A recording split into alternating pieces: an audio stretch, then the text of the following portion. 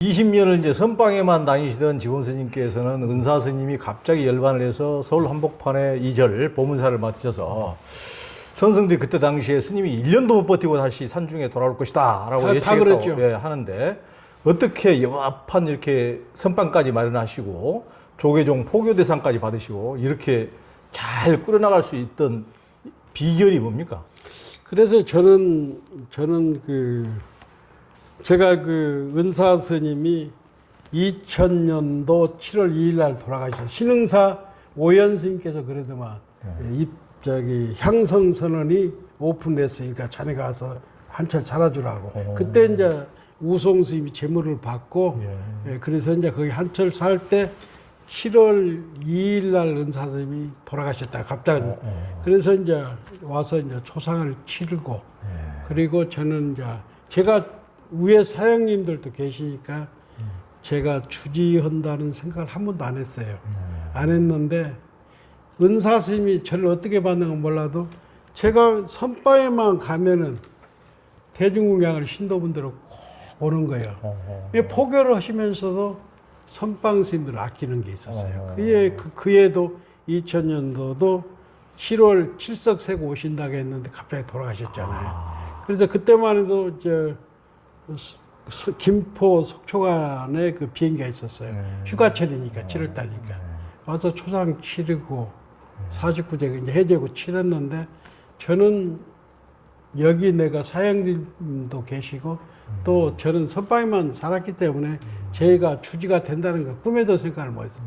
그런데 신도들 눈에는 은사스님이 대중공연을 하고 자기들이 늘 받들었던 나를 이 주지로 모시려고 자기들끼리 100일 기도를 했다고 그래요.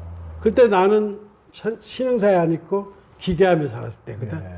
그런데 하루는 이제 꿈 같은 얘기지만은 자선을 하고 있는데 은사 스님이 보여, 자선에. 근데 아주 초라한 모습이라. 그러면서 무슨 얘기를 하냐면 은사 스님이 내가 이렇게 힘들고 있는데, 힘들게 사는데 네가 보문사 와야지 그러더라고. 그런데 그때 밖에서 스님들하고 기현 스님하고 은사 스님 도반들이 신도들이 왔어. 그래서 입승 스님, 내가 입승 보니까 서울에서 스님들과 신도들이 왔다고 그래.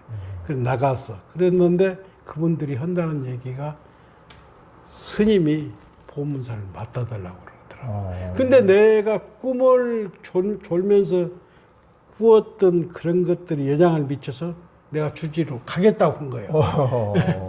그래서 말을 했는데 내가 전혀 준비가 안 돼. 천수경도 아무것도 모르잖아요. 그래가지고 여기로 왔는데 그때 저 방을 지금은 3층 쓰지만 저 방을 쓰고 이쪽에 지대방이 있었단 말이에요. 그래서 날마다 도망가려고 이거 걸망을 쌓아놓고 있었어. 그래서 다른 스님들도 집 오면은 절대로 야생마 같은 사람이 서울 못 살 거다. 그랬는데 그때 이제 집이 저 밑에 두 채가 있는데 해제가 되니까 스님들이 막 오는 거예요. 오고 다 모든 스님들은 다시 걸망 주고 가자고, 또 모든 분들은 이왕에 왔으니까 한철만 하라고. 근데 사람이 고집이 있더라고. 여기서 물러서는 안 되겠더라고. 한철만, 그러니까 한방위만 해야겠다 하고, 그래서 하는데 너무 준비가 안 됐어. 그래서 주지는 천수경도 해야 하고 예불도 해야 하고 제사도 지내야 하고 이런데 전혀 준비가 안 되다 보니까 내 후배들이나 도반들이 와서 선법스님이라든가 뭐 대진스님이라든가 직자 이런 스님들이 와서 강의도 하고 법문도 하고 다 한 거예요. 그래서 나는 진짜 말이 주지지 아무것도 할 줄을 모르는 거라. 그런데 내가 그때부터 책을 보기 시작한 거예요. 야, 공부하면 안 되겠다. 그래서 매주 일주일에 한두 번씩은 교보를 가기 시작했어요. 교보, 아마도 교보를 가고, 그 다음에 여기도 책이 있지만 제가 한 3,4천 권 책을 읽었더라고. 그게 교보를 가더라도 어떻게 보냐. 저는 서서 서록을 봅니다. 서가지고.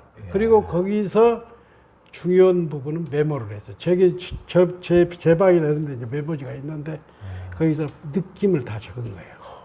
그러니까 이제 그렇게 하다 보니까 책을 보고 특히 이제 책을 보다 보니까 글을 쓸 수가 있게 되더라고. 예. 그러면서 글을 이제 습작을 한 거예요. 그러면서 이제 주지하면서 이제 객들이 한 200명, 300명이 오는 거예요. 초파일 날은 뭐 요즘 이번에는 뭐 11분 계셨지만 30명. 그게 등 팔아가지고도 객 차비주고 대중공양 딱 줘버려 돈이 없는 거예요. 그때 이제 우리가 여기 선방을 지을 때 무여 스님, 세민 스님, 뭐 기타 영진 스님, 일수 스님, 수불 스님 이런 분들의 144명이 불사를 할 때 기부를 스님들이 차비를 아껴서 우리 도움을 줬잖아요. 이게 사무장이 하는다는 얘기가 스님 그 돈 20억 아무것도 아닙니다. 우리가 스님들한테 차비 준 것은 건물 한 채도 올리고 놨습니다. 그래서 이제 제가 그때 시골에 어떤 그 토굴도 있었는데 그것도 다 팔아가지고 객비로 주었는데 그러다 보니까 입소문이 이렇게 나니까 또 인연 있고 신심 있는 보살님도 오더라고. 아하. 그래가지고 이렇게 객비도 주고 예. 그렇게 살았는데 그래서 이제 그래도 내가 적을 보니까 신도분들이 그래 주지는 안 해도 됩니다. 예. 가서 결제하고 와서 해제 때만 계시라는 거예요. 아. 그래 해제 때 와가지고 이제 선사법회도 오고 강의도 많이 오고 그러면서 저는 시간만 나면은 교보를 다니면서 책을 읽기 시작했죠. 그리고 글을 쓰기 시작했고. 그래서 아니 스님들한테만 객비를 많이 주시고 이 저자들 책을 안 팔아주시고 그냥 막 서서 그렇게 다 몇 권씩 밥으로 줬고 네, 하여튼 잘하셨습니다. 그렇게 공부를 서서 이렇게 참사됐기 그 책방에서 이렇게 공부를 하셨구만요. 그러니까 스님이 그 선방에만 다니신 줄 알았더니 글을 너무 잘 쓰시더라고요. 그래서 저는 인문학이라든가 무슨 시집 새로 나온 건 다 봤어요, 제가. 새로 나온 책은 그거다. 옛날 고전은 많이 못 봤지만은 근자에 나오는 20년 동안 나온 근자의 책들은 다 봤어요. 아유, 그러니까요. 스님께서는 이제 출가하신 지 지금 78년에 출가하셨으니까 굉장히 47년. 47년이나 50년이 다 돼가는데도 여전히 종노릇이 힘들고 신자들로부터 시주받기가 두렵다고 이 책에도 이제 고백을 하셨는데 왜 그렇습니까? 아니, 그러니까 내가 우리 보살님도 여기 계시지만 현실을 살아가는 보살님들 보고 있지 않아요.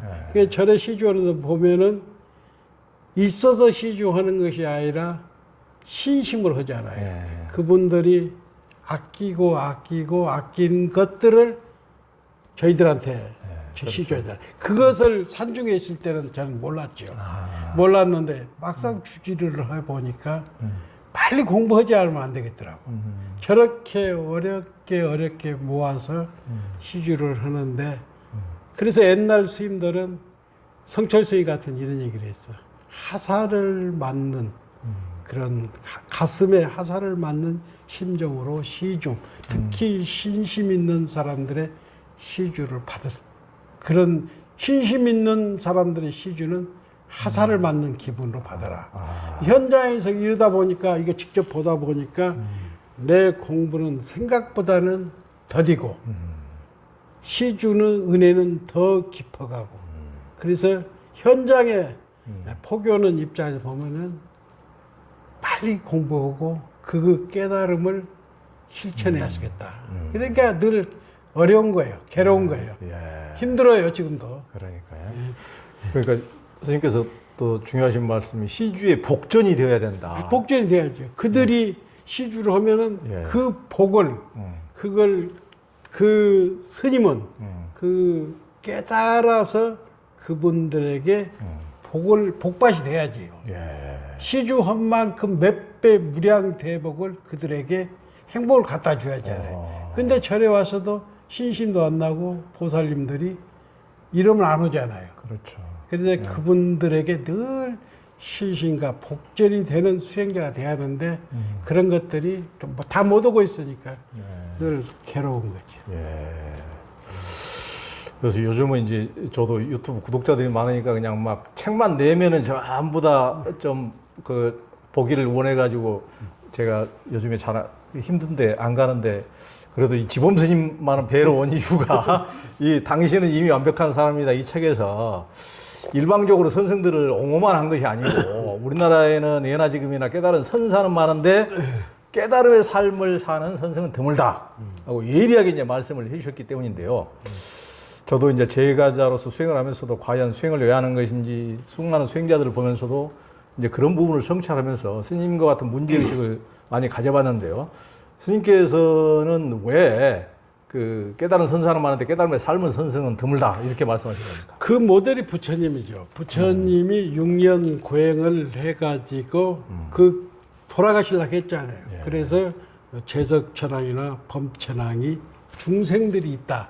그래서 그 깨달음을 그 법을 낮추면은 중생들이 알아듣는다. 저도 마찬가지로 부처님이 이대한 것은 중생들의 행복을 위해서 45년 동안 그 행복의 가르침을 주셨잖아요.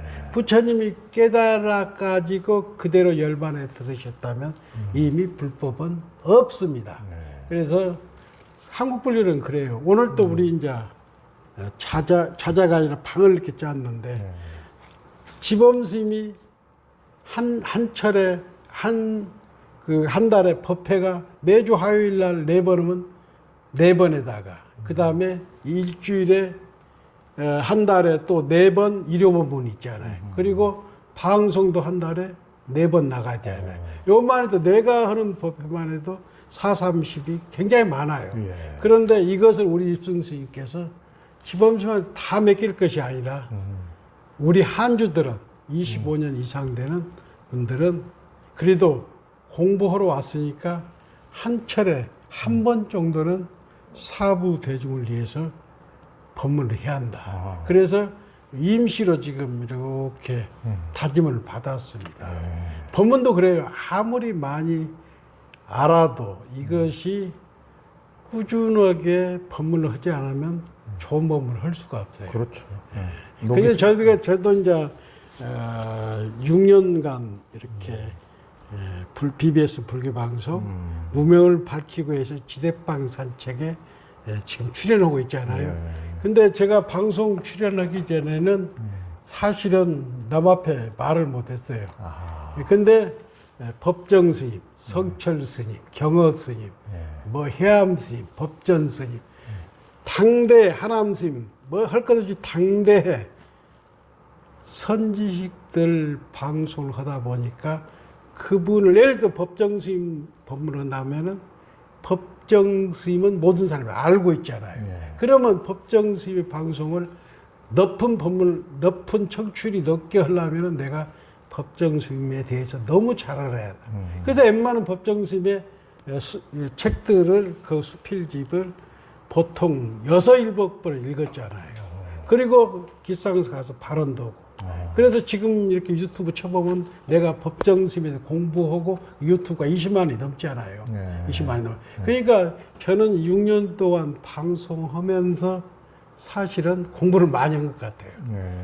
그래서 한국의 근현대사에 큰 스님이라든가 불교사를 달달달 끼고 있죠. 큰 도움이 됐어요. 그래서 남 앞에 나서려면은 공부해야 한다. 그래서 선방 스님들도 시주만 받을 게 아니라 그것을 그 깨달음 수행을 실천해야 한다. 그러려면은 봉사도 해야 하고 법회도 해야 하고 이렇게 해야 이성도 하중생이 되는 깨달음만 가지면 안 됩니다. 그것을 육바람밀로 세상을 위해서 실천해야 한다. 실천이 없는 깨달음은 의미가 없는 것이고 한국 불교의 가장 맹점이고 비판받아야 돼요. 그러니까요. 아이 대중 공양만 받고 그 앉아 있으면 뭐합니까? 앉아 있는 부처보다는 법정스님이 했잖아요. 살아있는 부처를 세상 사람들 원한다.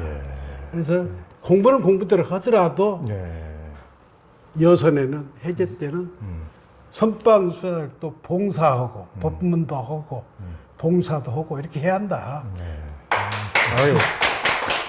아유, 난 요거도 뭐도 그런 소리 합니다. 보살님들이 여기서 수행만 하신 줄 알았더니 또 보살님들도 수행하시면서도 예. 이 선생들에게 스님들에게 가장 요구하는 게 이거구만요. 그러니까 스님께서 이게 이제 이 책에서도 남을 그러니까 자기만 막 이렇게 뭐 하는 게 아니고 남을 살핌으로써 자기 중심적인 아집과 편견에서 자유로워진다. 그 자체가 굉장히 큰 수행, 그 남을 이렇게 보살핀다는 자체가 큰 수행이지 않습니까? 근데 자기 아집부터 벗어나는 또 그리고 실천하지 않는 사람은 남의 돈만 세고 있는 것이다. 네, 그렇죠. 이제 그렇죠. 그런 말씀을 해주셨습니다.